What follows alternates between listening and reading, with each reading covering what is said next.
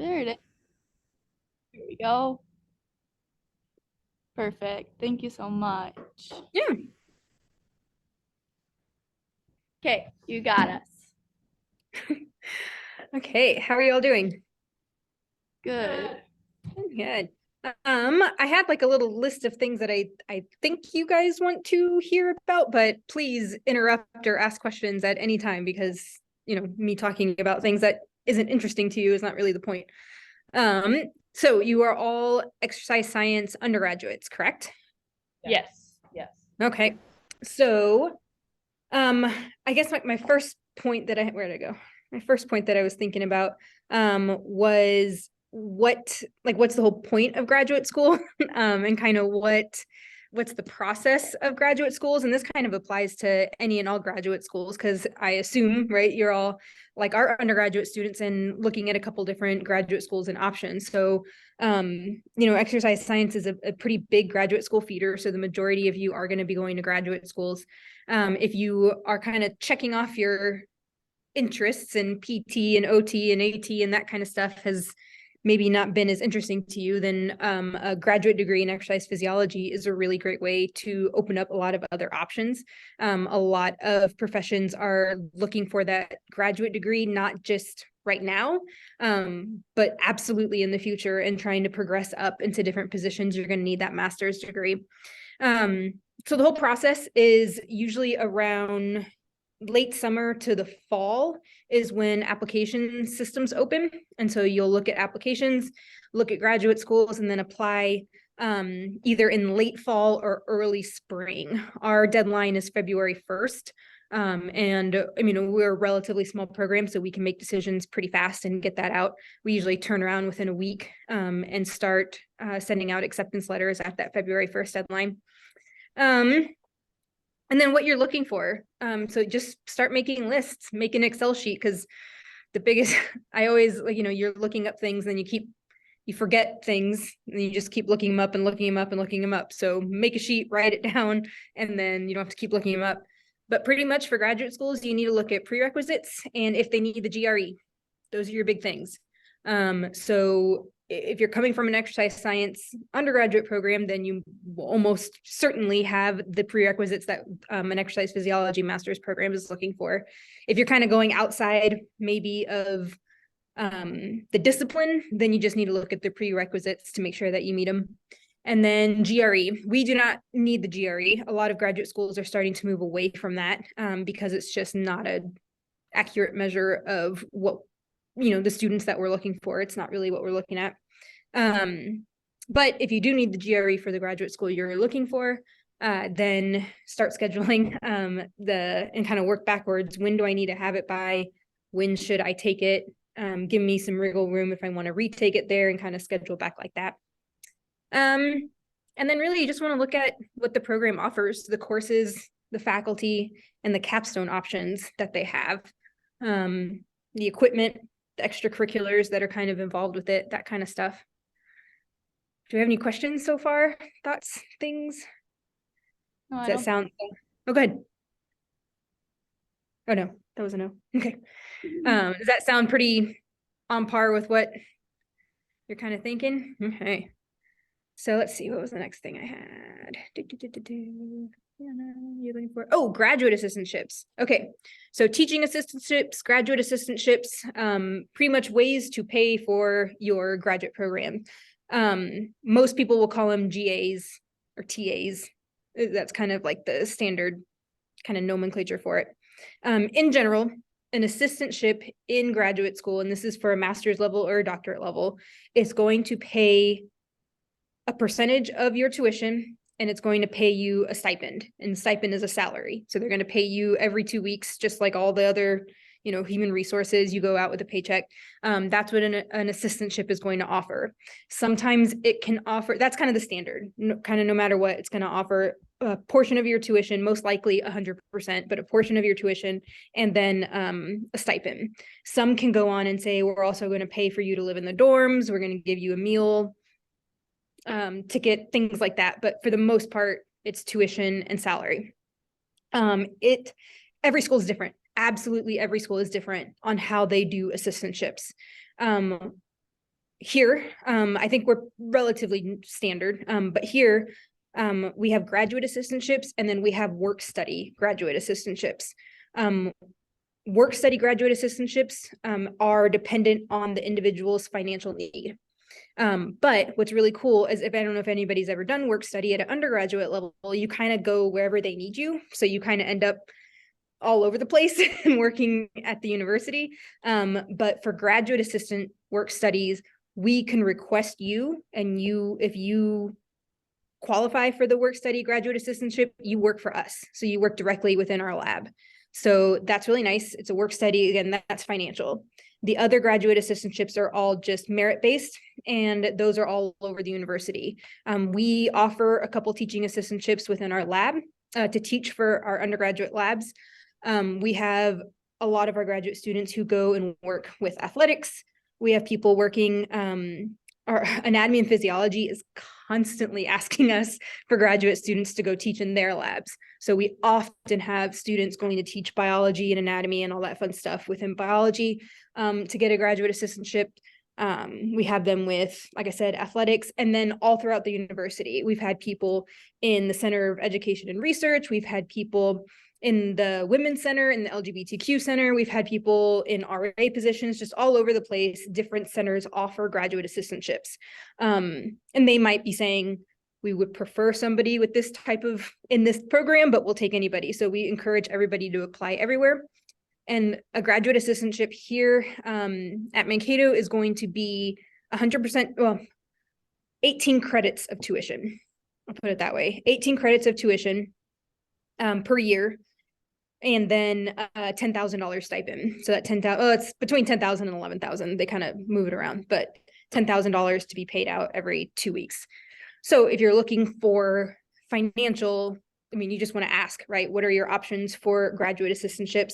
I am our program's graduate coordinator. So I send out, once you start an application on our system, you're on my email list, and I send out things over and over and over again, because we want to get as many of our students funded as possible. And we do a pretty good job of getting our students funded, which is nice. Questions on funding or financials, kinds of things. No, I don't think so. No, it goes back and forth. We just consolidated down to a 3-semester program from a 2-year program. So we were a 2-year program with no summers, which is pretty standard. That's a pretty normal, right, type of layout.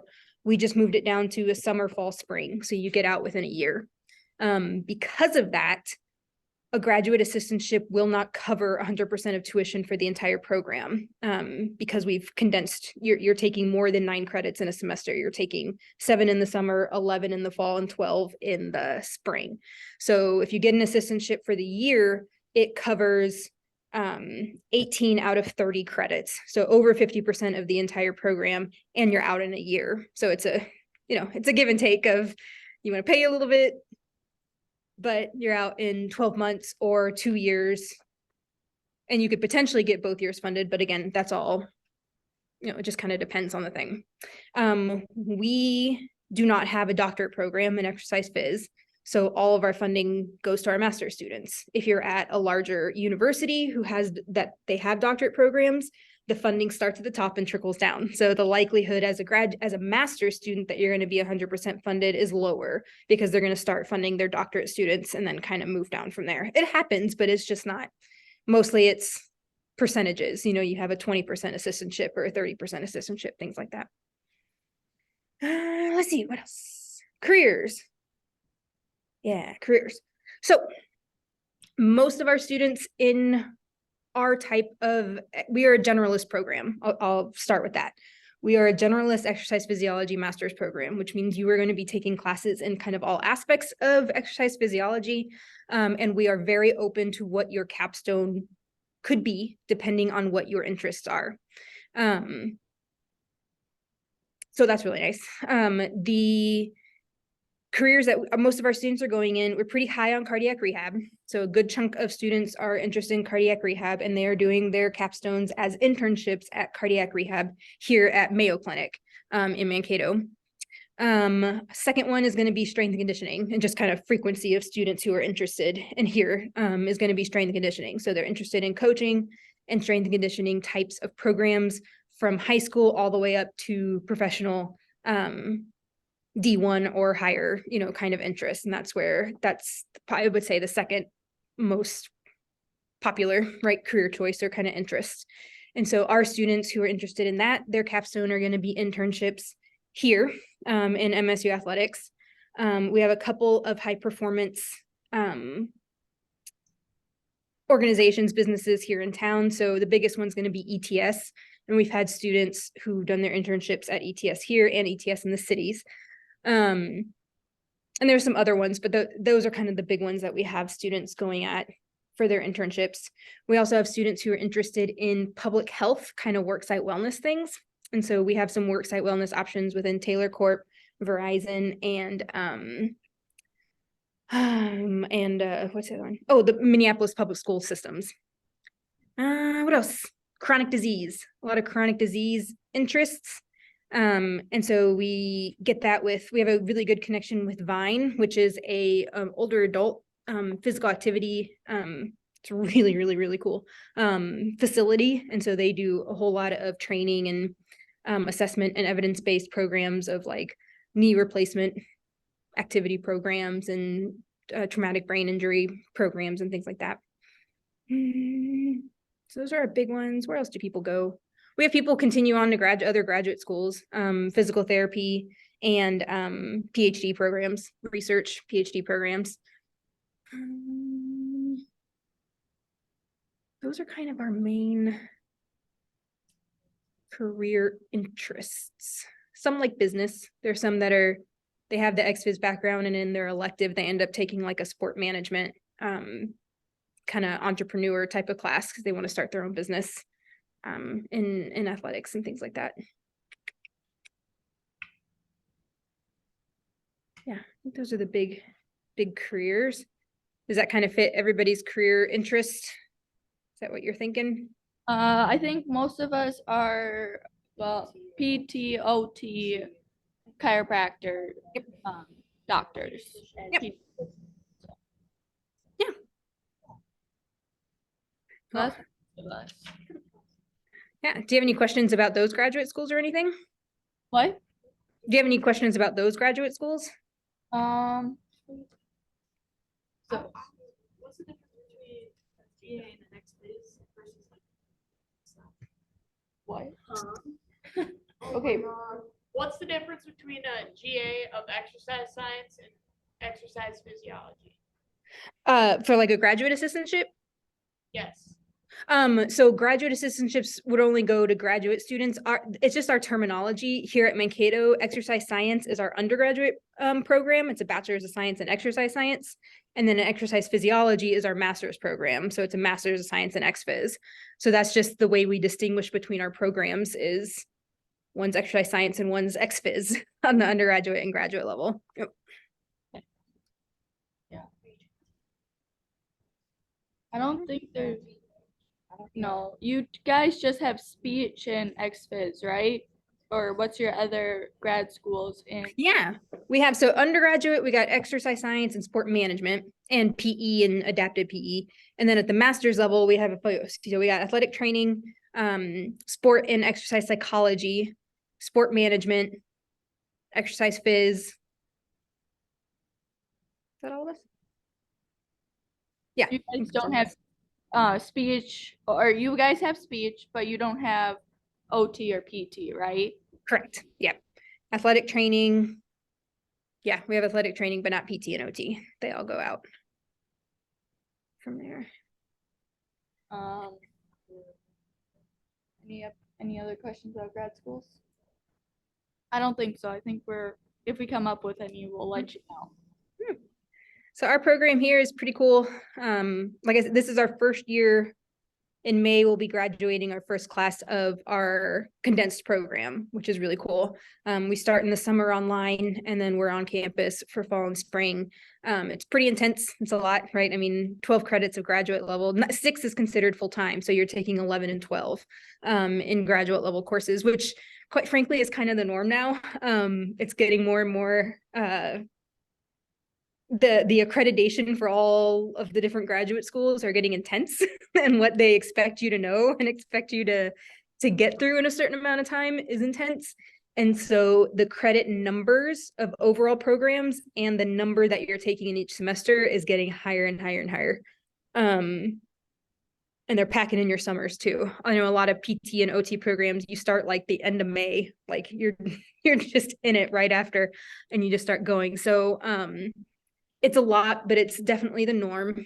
We are not necessarily our classes, we try to get them in on Tuesdays and Thursdays, so that especially when you're doing your capstone, you have Monday, Wednesday, and Friday to potentially go to the cities and do your internship or things like that, because just want to try to make it as realistic as possible. But we are not a work a full-time job and go to school type program. That's not who, that's just not who we are. We're a get in and get out, hopefully kind of fast type program. And like I said, we're a generalist program. So you take psych, you take biomechanics, you take obviously your phys, new nutrition. You have one elective. A huge chunk of our students will take cardiac phys as their elective, as they're interested in cardiac rehab. And then we have a really cool lab. It's our Viola, I don't know if that's backwards or not. I think it's backwards. It's the right direction. It's the right direction. Okay. The Viola Holbert Exercise Physiology Center, there you go, is we're very, very lucky to have an endowment set up by Viola Holbrook a couple years ago, or not a couple, lots of years ago. So we have a lot of equipment and a lot of funds specifically earmarked to exercise science and exercise physiology. So we're really lucky that we get to take students to conferences and things like that, that we're not just completely asking the university for stuff all the time. So what's good. As an exercise physiologist? Say it again. What's the beginning? What careers can you have the masters of that? Yeah. Like I said, most people are going into cardiac and respiratory rehab, and then strength and conditioning. Those are going to be the big two right now. The other, there's going to be, do your instructors and stuff follow American College of Sports Medicine? Do you hear like about we follow both the ACM and then the NC or okay, NASM, NA. Yeah, the national and yeah. So ACSM's big push and one of their larger what's the right word, like in government when you are I can't think of the right, lobbying type of practices through government practices, is going to be getting exercise physiologists as a billable profession. That is something that they have been working for. That is something that they want big. So what that would mean, right, is that if you can be billed and you can be referred to just like a PT, an OT, and an AT. Well, an AT is a little different, but just like a PT. So you go to your doctor, they ask you your physical activity, vital signs. They look at your weight, they look at your cholesterol, they look at your blood sugar, all that kind of stuff, and say you need to be more physically active. Being physically active is going to solve a lot of these health issues. We're going to refer you to an exercise physiologist, and that profession can be billed to insurance.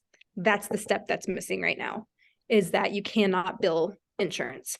So you can go, right, if you have all the money in the world, you can go and see an exercise physiologist and have someone write you a physical activity prescription who understands your chronic disease, which is the biggest difference, right, between just a non-certified personal trainer and an exercise physiologist out there, is that they understand the connection between exercise and chronic disease. So you go there, they can prescribe you, follow you, take some assessments, connect with your doctor, and it's that PT, it's that connection within your overall health. But right now they're not billable. And so that's where the profession is going. And when that happens, then you will see actual career job titles as exercise physiologists. Right now, those really only exist. They exist in two places: cardiac rehab, because that's billable. Cardiac rehab is something that insurance will pay for specific cases, for specific ejection fractions and like heart disease and all that fun stuff. The more that they get that into respiratory, the more that they get into muscular, the more that they get into all those different diseases, then there's going to be more exercise physiologists in hospitals.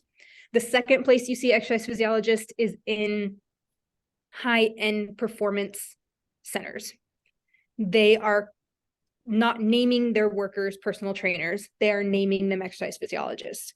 And they're being very specific about our people are exercise physiologists because of the way that they connect to nutrition, your doctors, and other things like that. It's not just personal training. So right now, not a lot of careers as a just straight exercise physiologist, but that's the goal. It would change a whole lot. Oh my God, it would change, because then you're talking about, is the workout health protected information? Are we back on the HIPAA issues with somebody who's posting their workout on Instagram? Or like, it's going to be really weird. We'll see, it's like with everything, it's the good and the bad. There's some good, and then all government changes like that. There's good and there's bad, but that's the plan anyway. We'll see. So I'm looking at going into like sports medicine, but I'm not what yet. Would you recommend doing like a graduate type of thing? I mean, definitely graduate school. I don't know if an exercise physiology program will get you to where you're going, because I don't know if you'll be able to sit for licensing that you're looking into. So like if you're looking specifically in sports, the best ways to get there are athletic training or physician's assistant, or the way that I see it. Physician's assistant programs are still, competitive and things like that. And you're going to need a lot of prerequisites. They always want like organic chemistry 1 and 2, micro, and a genetics, most likely. But that's going to be the other way. That's going to be another way to get uber medical. Like if you're trying to get into the sports world as medical as you can, it's going to be physician's assistant and athletic training. Those are your top 2. Yeah. Because if you go exercise physiology, you're going to be working with chronic disease. You're not going to be working, unless you go strength and conditioning, but for the most part, you're not going to be working performance and medicine. Okay. So what are your prereqs to your program then? Yeah, to us, we are almost all of our students are coming from an exercise science undergraduate, so they're fine. But we do often get, we've had some like from biology. We have one coming in this year on physical education. And so the biggest courses that we just make sure they have are XPhys, any kind of basic XPhys. But we've taken, we had a student who was biochem, and she had a whole bunch of other types of physiology, and we were like, yeah, that's fine. Like that'll kind of satisfy that. So we're definitely looking for an exercise physiology, a nutrition, and a stats or a research would be nice. But we're pretty open to kind of working with those. And like I said, we are not a GRE program, which is nice. Mm-hmm. I've been looking at a lot of OT schools, and most of them seem like they're going away from that. Yep. Yeah. Do you guys have any other questions? I don't think we really have any other questions. What would be like a typical salary for exercise phys? Yeah. So for cardiac rehab, cardiac rehab is a good job. And they're kind of hard to come by because people don't leave them. Once you're in cardiac rehab, most people stay. But cardiac rehab, it's, obviously you're within the hospital with a master's degree. You're going to be looking in the high 80s, 90s to start. As that strength and conditioning, it depends on where you are. You could be at a high school making 50. You could be at a high collegiate level making 90, 100 plus. It just kind of depends on where you are. And then even the institution. So most people with that are going to start and then move up from there. So we have a couple like students who are interested in exercise physiology in that kind of strength and conditioning performance type of world, going to some higher end companies in the cities. And they're probably, if they're at an hourly, because they're still just working with clients, they're probably in the like $50 to $60 an hour range. And then if you're on a salary, because you're doing some other things with them, you're probably starting at like 60, 70 and kind of going up from there.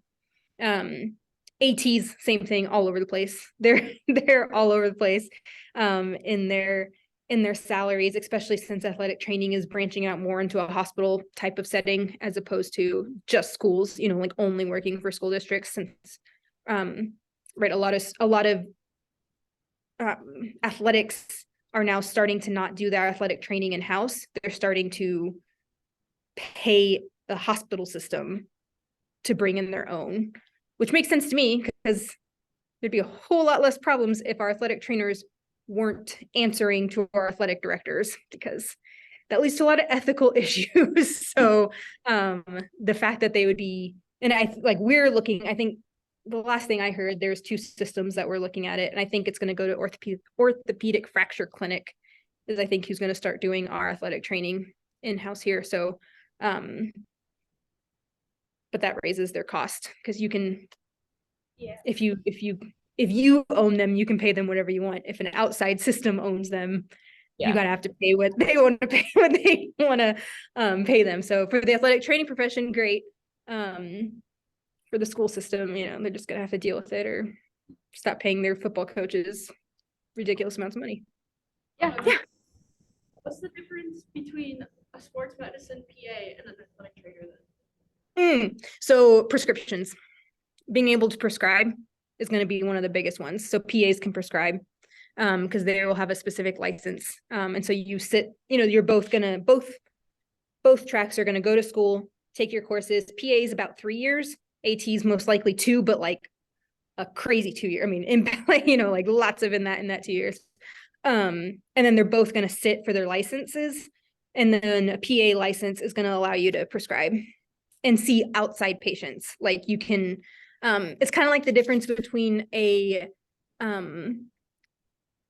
sport and exercise psychologist and a counselor.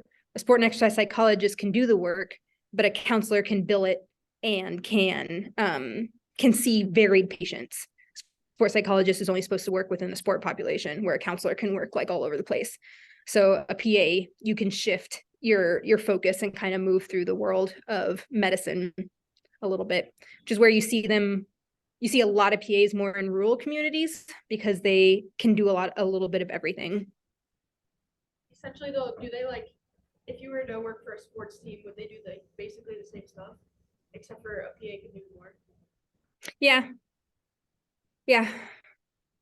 You see a lot of PAs, Medication, where especially like in rural communities, you see them covering the athletic trainer needs, or covering the athletic trainer kind of demands in those situations too, a lot. And a PA would make a lot more than an Yeah. athletic. Yeah. And again, yeah, depending on where you're working, because some PAs are going to have their private practice. Some PAs are going to work for hospitals. Just kind of depends, but. like both of them, you have to build up your own clientele. Thank you so much. That was very Yeah. helpful. PAs are cool. It's a cool profession. It's got a lot more science of prerequisites. It's 3 years. I just had a student who was real interested, and we were looking up a bunch of stuff. 3 years, mostly within Minnesota, you're looking at about $115,000 for the whole program. Because God, private schools love to get into these.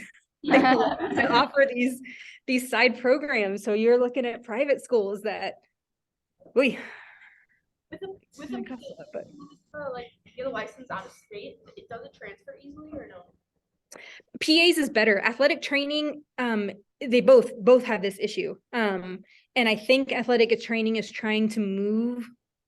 The last thing I heard is that they were trying to move to a more national type of accreditation. And, you know, I don't know about PAs. I don't know about how crazy they are about states. Okay. I'm pretty sure PAs are national, like they have to follow the national, and then I kind of looked into it because I didn't know. I was like kind of until I wanted to be Cairo. ATs are more like statewide, and PAs are more nationally. National. Yeah. And I think they're wanting I think there's AT is trying to move to a national accreditation, and then so your state can say, we're going to take the national one, and hopefully more states will start saying, we'll just take the national one, as opposed to, nope, we want the Minnesota one. Yeah. Okay. Do you guys have any other questions? Thank you so much for meeting with us. It was Yeah. nice to understand. Yes. Have a good day. Thank Yeah, you, you you too. too. Cool.